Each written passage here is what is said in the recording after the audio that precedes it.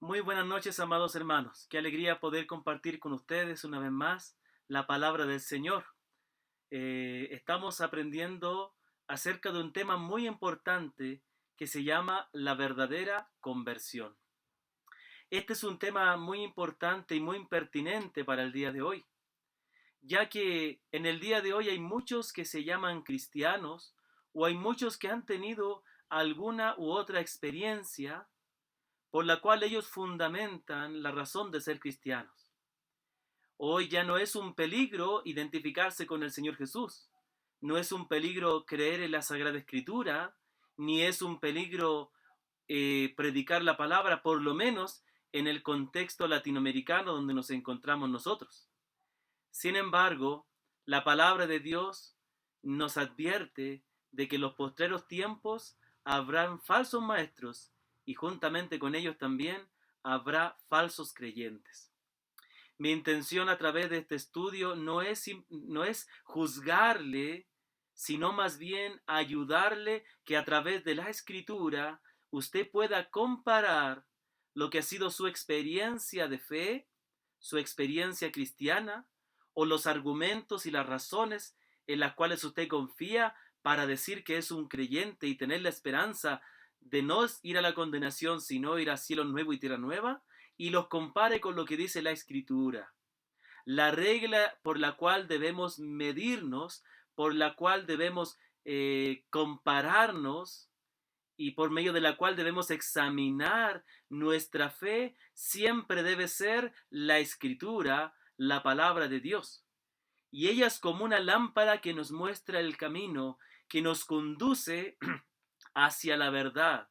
Pero también la Escritura no solamente nos muestra a Dios, nuestro Creador y Redentor, sino que la Escritura misma nos muestra cuál es el estado verdadero de nuestro corazón, de nuestra alma.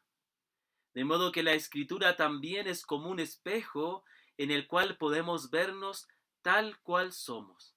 Así que pensando en eso, quiero invitarle a que vayamos al estudio de hoy y para eso compartiré mi pantalla y quiero que reflexionemos en los argumentos que presentamos la semana anterior, aquellos falsos argumentos por los cuales muchos piensan que son cristianos, y vamos a ver algunos más hoy día. Y vamos a ver que la semana anterior aprendimos que el primer argumento o la primera falsa razón por la cual muchos piensan que son cristianos y que heredarán la vida eterna es por herencia, es decir, porque han de alguna manera, por haber nacido en un hogar donde se conoce y se teme a Dios, heredan, por así decirlo, la salvación. Ahora hay algo importante que hay que aclarar. Ciertamente la fe es algo que se hereda de los padres también, así como las malas doctrinas también. Sin embargo, la palabra de Dios sí nos dice que hay una bendición especial para aquellos que nacen en un hogar donde los padres son cristianos, donde han confiado en el Señor.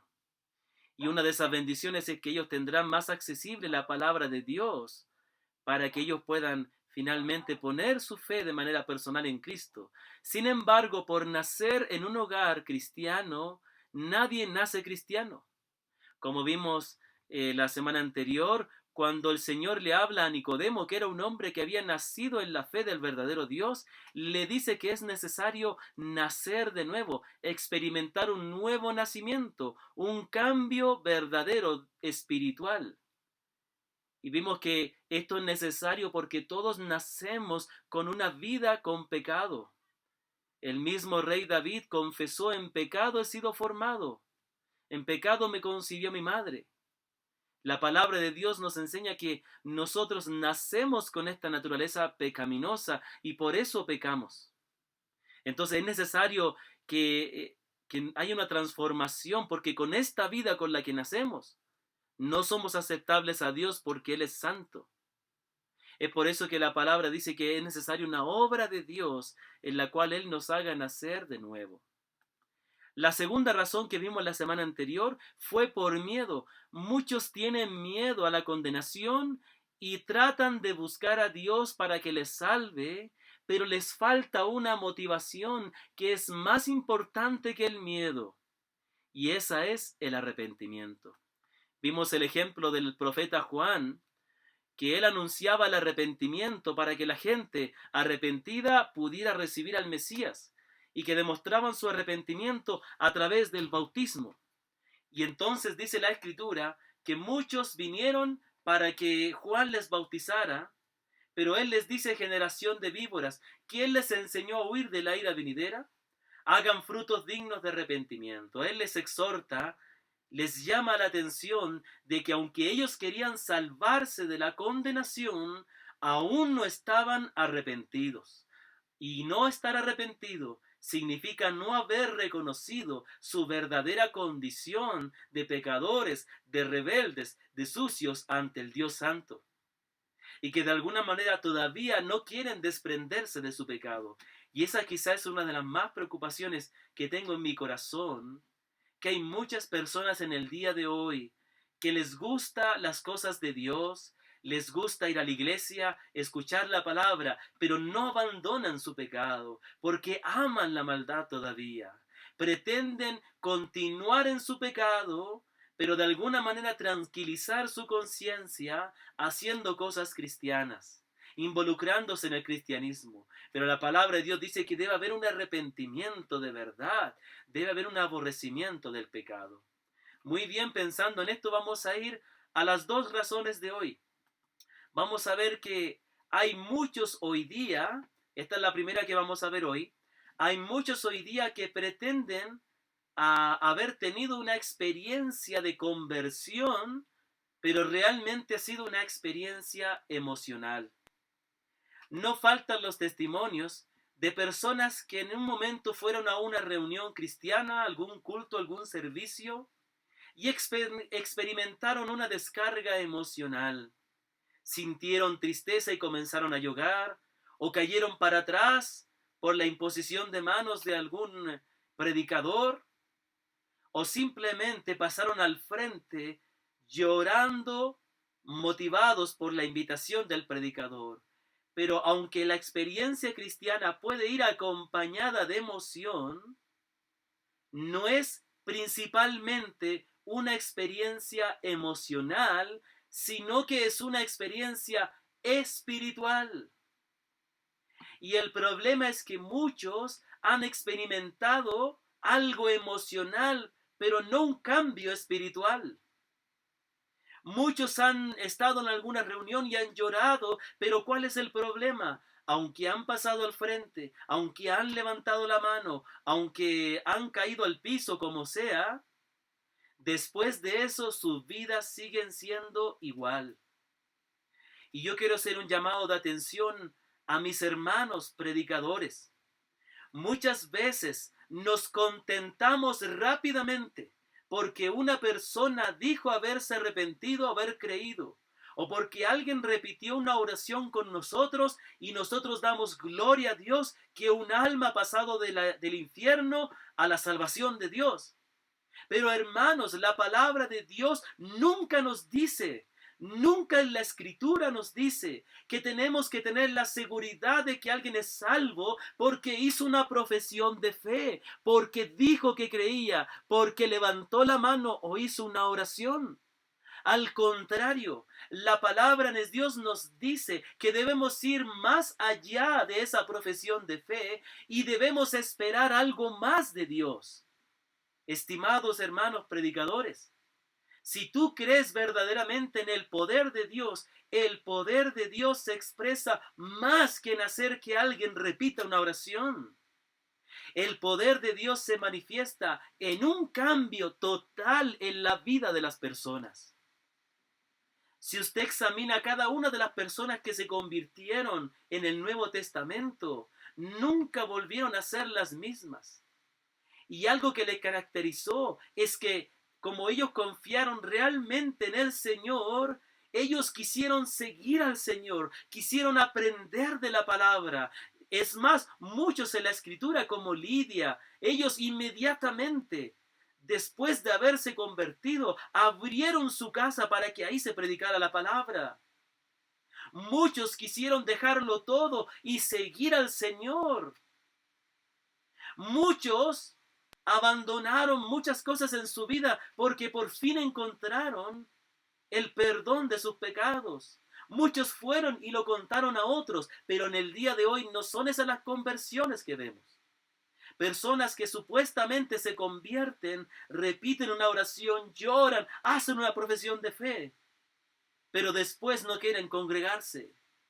Pero están tan contentos por esa experiencia que se sienten bien y han alcanzado la meta y ahora siguen viviendo su vida igual que antes, pero con una falsa tranquilidad, pensando que ahora tienen el perdón de Dios cuando ellos siguen viviendo su vida de pecado. No ha habido una obra de Dios, no ha habido el poder de Dios, no ha habido el poder de Dios cambiando a la persona. ¿Cómo obra el Espíritu Santo? Porque es una experiencia espiritual. Bueno, Juan capítulo 16, versículo 7 al 11 dice lo siguiente. Aquí el Señor Jesucristo está hablando con los discípulos y les está anunciando de que Él no va a estar todo el tiempo con ellos. Pero Él les dice que es conveniente que Él se vaya porque una vez ascendido al trono iba a enviar al Espíritu Santo. Y el Espíritu Santo es el que haría una obra transformando a las personas. ¿Cómo dice la Escritura entonces? Vamos a leer. Dice así la palabra de Dios, Juan 16, del 7 al 11. Pero yo os digo la verdad, os conviene que yo me vaya, porque si no me fuere, el Consolador no vendría a vosotros. Mas si me fuere, os lo enviaré. Y cuando Él venga, convencerá al mundo de pecado, de justicia y de juicio. De pecado por cuanto no creen en mí, de justicia por cuanto voy al Padre y no me veréis más, y de juicio por cuanto el príncipe de este mundo ha sido ya juzgado. Muy bien, prestemos atención a lo que dice este texto de la Escritura, porque muestra claramente cómo sería la obra del Espíritu Santo salvando a las personas. El Señor les dice que les conviene que Él se vaya, porque si Él no se fuera, no enviaría a ellos el Consolador. Esta palabra Consolador es la que se ha traducido a nuestro idioma, pero en la palabra griega de donde se escribió la Escritura, es una palabra que significa uno que se para al lado de otro para conducirle. Otra traducción podría ser un tutor, un ayo, uno que se pone al lado con el propósito de conducir y llevarle y mostrarle algo. Entonces la palabra de Dios nos enseña principalmente que la obra del Espíritu Santo, más que tocar las emociones, tiene que ver con el entendimiento. Acordémonos que en otra ocasión el Señor le dijo a los discípulos que Él iba a enviar al Consolador, al Espíritu, y Él les dice, Él os enseñará todas las cosas y os recordará todo lo que yo os he enseñado. De modo que vemos claramente que la labor del Espíritu Santo es enseñar, instruir, porque entendamos una cosa, hermanos. La salvación de una persona no se basa en lo que siente, sino en lo que cree. La base de nuestra fe no es algo emocional, no es una decisión ni siquiera personal, es una verdad en la cual creemos, la verdad del Evangelio. Por eso dice la Escritura, cree, cree y serás salvo. Cree en el Señor Jesucristo y serás salvo, para que todo aquel que en Él cree, ser salvo y la obra del Espíritu Santo tienen que ver no con una decisión que alguien tome, sino con una verdad que alguien debe creer. Y de eso se encarga el Espíritu Santo convenciendo. Cuando dice, cuando Él venga, aquí dice, convencerá al mundo de pecado, de justicia y de juicio. Aquí la palabra convencer viene de una palabra, se tradujo de una palabra griega en el texto bíblico que significa poner en evidencia o mostrar las evidencias de algo. Cuando nosotros queremos explicarle algo a algún amigo, le explicamos, pero esa persona no entiende. Entonces es necesario que le mostremos la evidencia, que le mostremos pruebas de que eso es verdad, hasta que por fin se convence. Sí, la salvación es por fe, no por vista, pero es una fe racional. Es una fe basada en la revelación, en lo que Dios ha dicho. Entonces la obra del Espíritu Santo se trata de que Él convencerá. No tiene que ver con las emociones, tiene que ver con el entendimiento, tiene que ver con comprender la verdad del Evangelio. El Evangelio es locura para los que se pierden, dice la Escritura. Pero cuando el Espíritu Santo pone esa verdad en la mente de la persona, cuando le muestra que eso es verdad, esa persona se convence. ¿De qué es lo que convence el Espíritu Santo? El Espíritu Santo convence en primer lugar de pecado. Y pecado quiere decir que Él es el que convence a la persona para que se dé cuenta y sea capaz de ver y reconocer su pecado. Imagine que usted ha atrapado a un ladrón en su casa, pero ese ladrón no quiere reconocer que estaba robando. Y usted le dice que usted lo sorprendió y ni aún así él quiere reconocer. Entonces, ¿qué hace usted? Le muestra los videos donde él aparece porque usted tenía cámaras en su casa. Y él ve los videos, pero aún así no quiere reconocer. Hasta que finalmente le muestran las marcas de su huella digital. De modo que llega un punto donde ese delincuente no tiene otra opción que reconocer el mal que hizo porque hay demasiada evidencia. Ahora sabemos que a pesar de eso, muchos tampoco reconocen que cometieron un delito. De la misma manera, la obra del Espíritu Santo se trata de mostrar la evidencia de que somos pecadores, de que no somos buenas personas, de que realmente hemos faltado a la ley de Dios, de que no hemos obedecido la ley de Dios y principalmente no hemos amado a Dios, porque ese es el primer y gran mandamiento, dijo el Señor. Convencerá de justicia.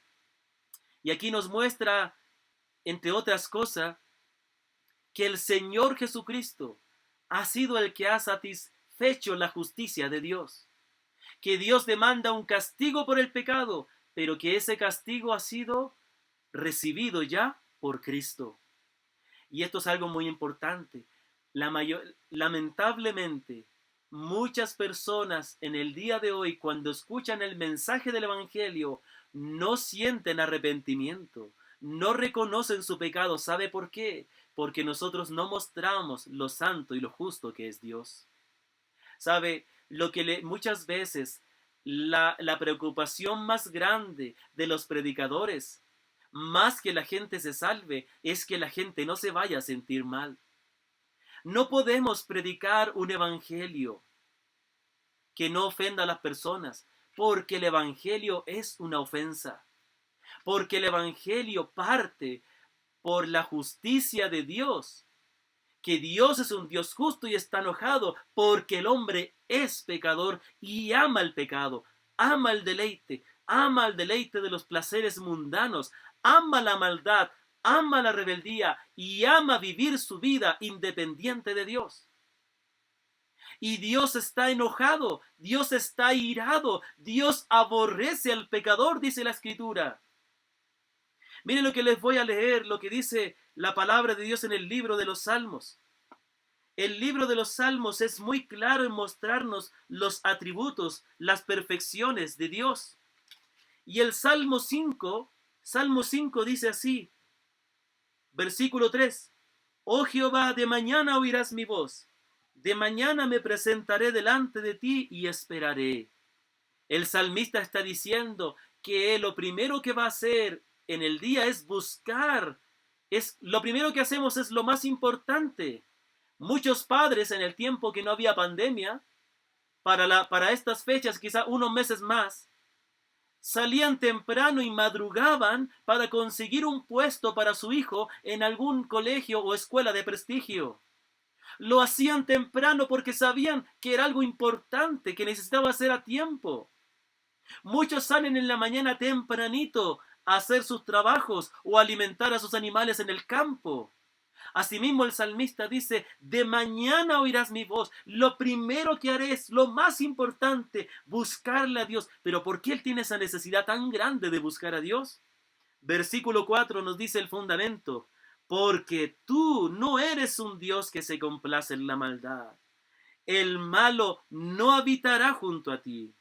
Él está diciendo que él necesita buscar a Dios temprano, porque sabe que Dios es un Dios justo, que no ama el pecado, y él necesita buscar la misericordia.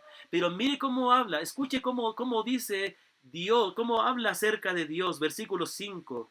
Los insensatos no estarán delante de tus ojos. Aborreces a todos los que hacen iniquidad. Destruirás a los que hablan mentira. Al hombre sanguinario y engañador abominará Jehová. Y aquí llegamos a un punto importante. El Espíritu Santo convencerá de pecado, pero también convencerá de justicia y convencerá de juicio. Porque Dios es un Dios justo que castiga el pecado, pero ese pecado se castigó en Cristo. Pero hay un juicio para los pecadores, y el único que le puede salvar es Cristo. Hermanos queridos, el Evangelio no se trata de hacer sentir bien a las personas. El Evangelio se trata de advertirles de un peligro muy grande de lo cual se tratan sus pecados, pero también de mostrarles que solamente hay un camino para ser salvo, y es Jesucristo. Pero Jesucristo va a salvar a aquellos que verdaderamente están arrepentidos. Entonces aquí dice claramente que la labor del Espíritu Santo es una labor de convencimiento, donde Él muestra la verdad del pecado, de la justicia y del juicio a las personas para que ellos se arrepientan.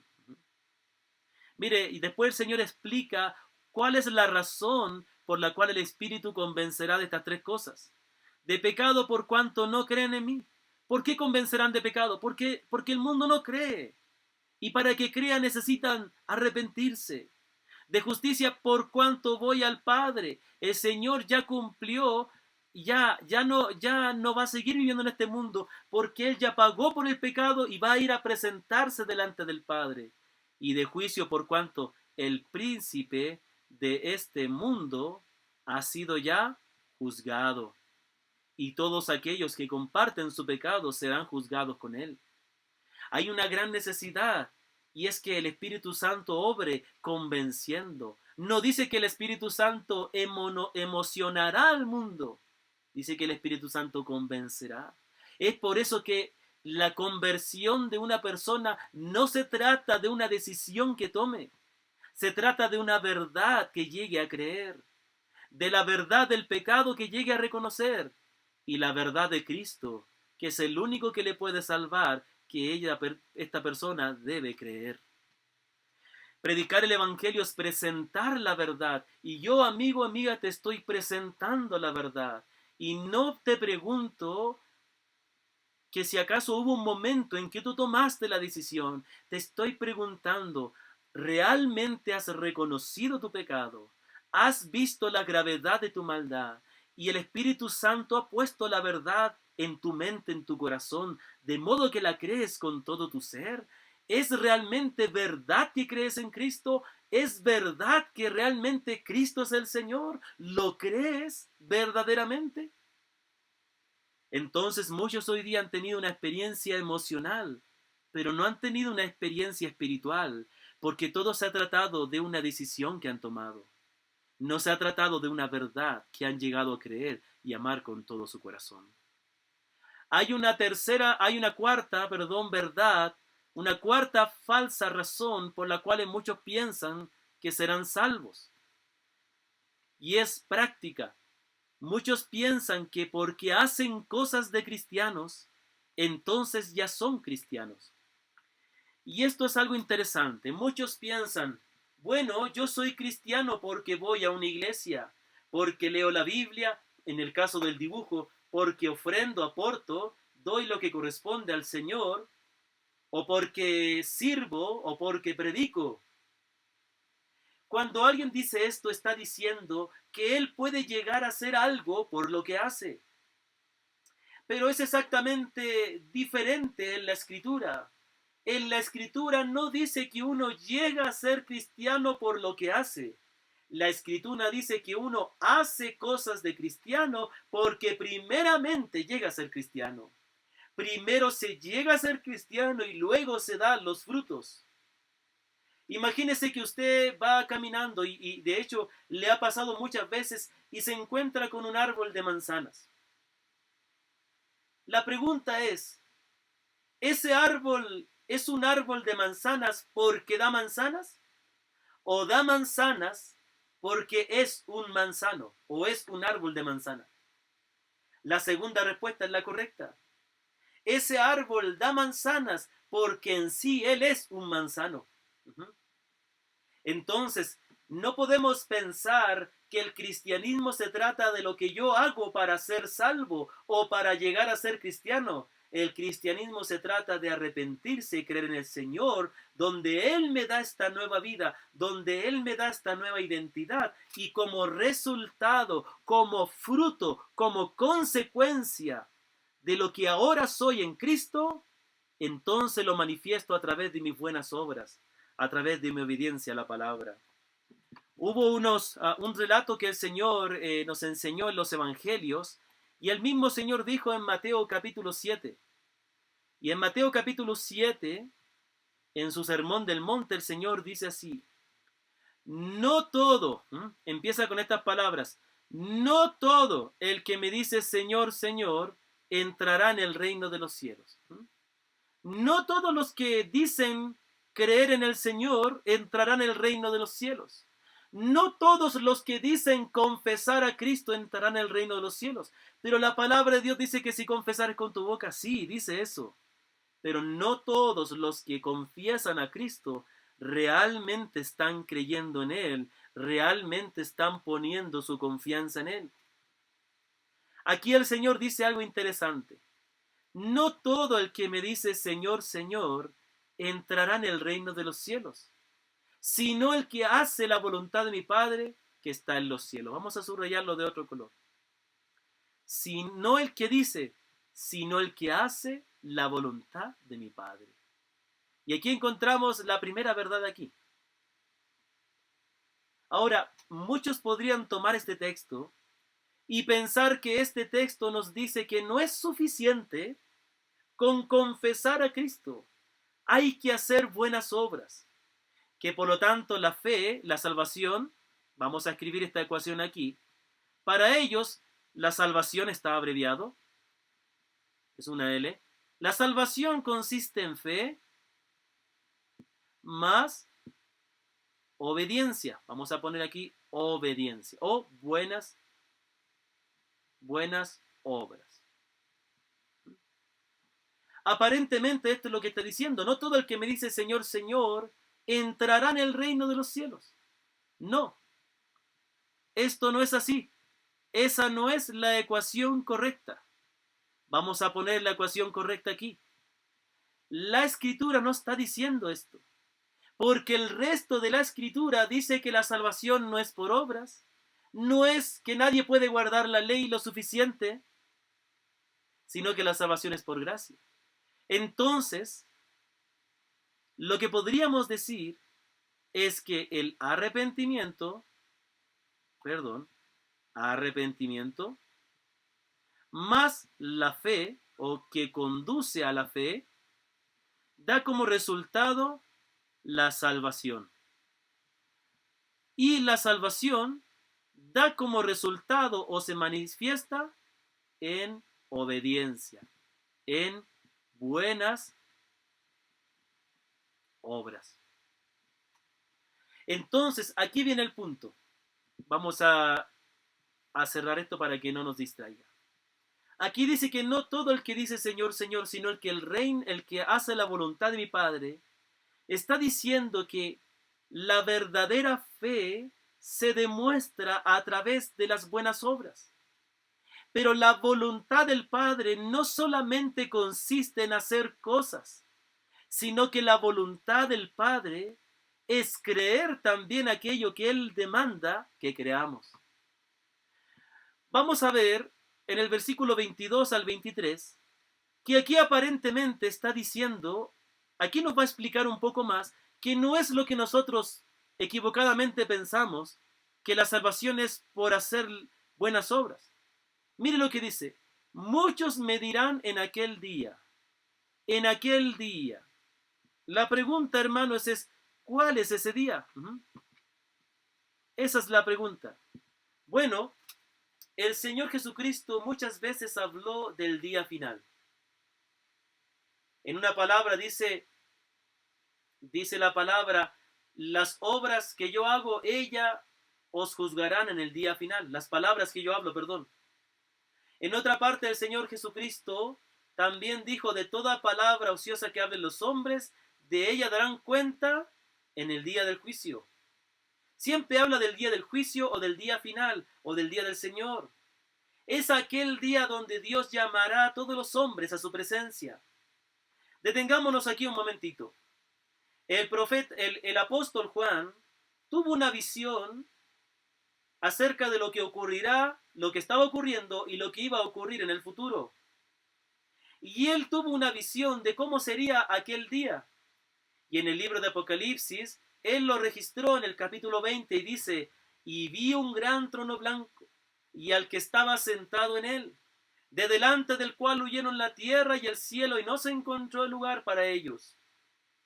Y los muertos, dice, y la tierra entregó los muertos que había en ella, y el mar y el Hades entregaron los muertos que había en ellos. Y vi a los muertos grandes y pequeños de pie ante el trono de Dios. Y los libros fueron abiertos, y fueron juzgados según las cosas que estaban escritas en los libros. Y otro libro fue abierto, que es el libro de la vida. Y aquel que no se halló inscrito en el libro de la vida fue lanzado al lago de fuego, que es la muerte segunda. Va a haber un día donde todos estemos delante de la presencia del Señor. Y entonces el Señor está haciendo referencia a ese día futuro. Y dice que muchos estarán delante y dirán esto. ¿No profetizamos en tu nombre? Vamos a poner otro cordón. ¿No profetizamos en tu nombre? ¿Y en tu nombre echamos fuera demonios? ¿Y en tu nombre hicimos muchos milagros? La pregunta aquí es, ¿acaso eso no son buenas obras? ¿Acaso no es la voluntad de Dios? Sí, pero el problema es que esta era la razón que ellos presentaron por la cual debían ser salvos. La pregunta es, ¿qué razón presentaron ellos por la cual el Señor tenía que salvarles y no condenarles? Ellos dijeron, Señor, tú no me puedes condenar. Tú tienes que salvarme porque yo profeticé en tu nombre, porque yo eché fuera demonios, porque yo hice milagros. ¿Qué está diciendo? Señor, estas son las cosas en las cuales yo confío en que tú me vas a salvar. Estaban poniendo su confianza en ellos, en lo que ellos hacían para Dios, y no estaban confiando realmente en Él.